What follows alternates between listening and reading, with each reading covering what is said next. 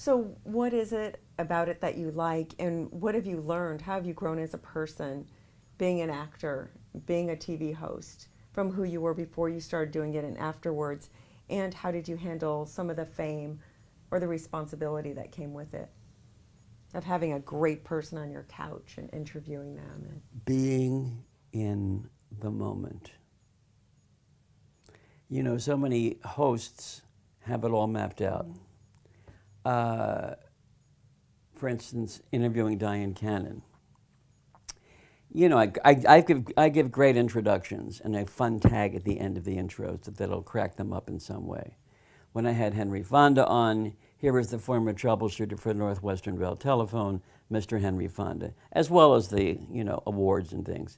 Jack Lemmon, here is an actor who, while in college, wrote a thesis on why we lose 8% of the alcohol in a martini when we put the olive in there, because he wrote a thesis about it. Okay. So it's minutia, but it's Do you fun. know how? What's that? Why does it lose 8% of the alcohol? I have no idea. Okay. I just want to know that. Now I'm going to go Google it. Exactly. Okay. But Diane Cannon, and then I say, you know, here is the top Laker girl, because she goes to all the Laker games. And then she has this laugh, ha, ha, ha, ha, that goes on for 2 minutes. And so whatever I was planning to say, Diane, the laugh, where did that come from? And she said, oh, I had an acting teacher who said, if you keep laughing like that, you'll never work in this town, ever. So everyone's got great little stories. And so it's excavating.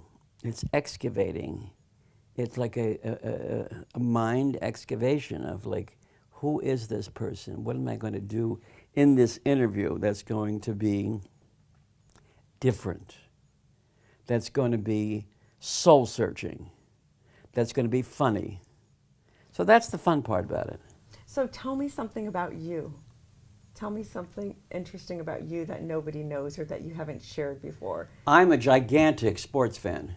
Really? Gigantic. Okay, I never knew that about you. You've Yes. never even mentioned sports to me. It's my own world. It used to be my connection with my father and I, Yeah. and my father and I. First thing in the morning, I read the sports page. Baseball season, I have to read every box score. You know, who I look at the standings. I have all this information about. Why? I love it. What does it do for you? Oh, it's who I am.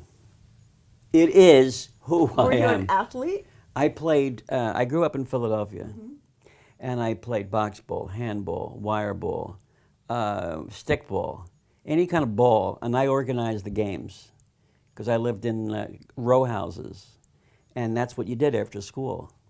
So my mother worked, my father worked, so those games were vital to me. And organizing the whole thing was like who I was. I loved it. You know, playing ball, you know, those few minutes I played ball with my father were very meaningful.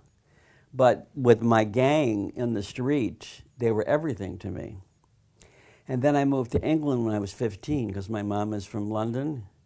And basically it was to get away from my father's family, who were, you know, sort of like tough. And so when I left all that sports thing in the streets behind. And that was a challenge because I couldn't adapt to the school system in England. So I wound up working and blah, blah, blah, eventually coming back. But the constant in my life has been sports. Baseball, number 1. Basketball, number 2. Football, number 3.